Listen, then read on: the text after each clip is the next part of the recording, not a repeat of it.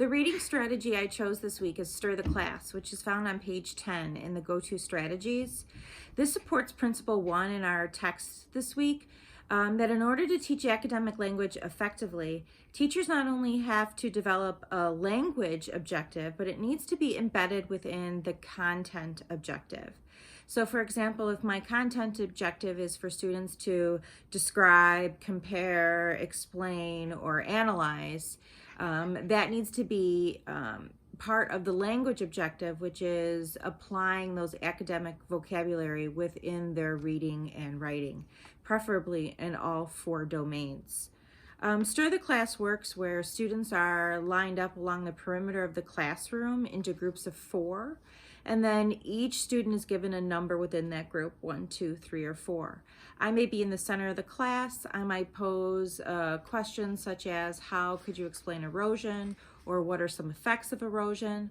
Students get together, they share their thoughts, then randomly I choose a number. That student steps forward and shares their idea of what the group said, and then they rotate to the right.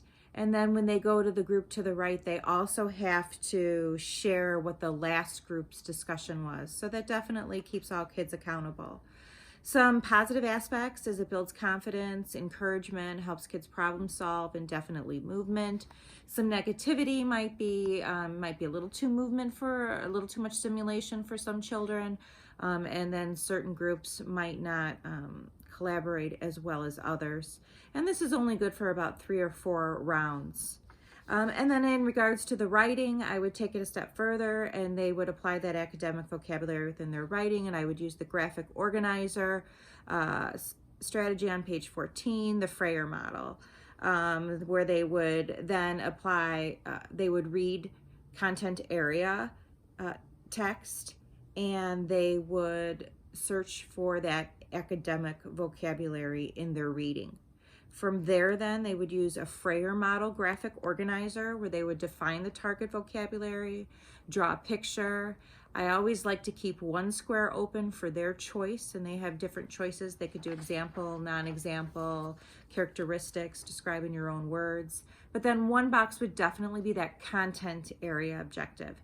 So for example, back to the cause effect, one of my squares in the Frayer model would be apply the content area academic vocabulary word using a cause-effect relationship in a sentence. Some positives of that is it's definitely scaffolding for students. There's students' choice as to what they choose to put in one of those squares. It allows them an opportunity to work in groups, hear fluency rate of others. Some negatives is it could be a lot of work. You may have to scale back the number of academic vocabulary words for those approaching level students. Thank you.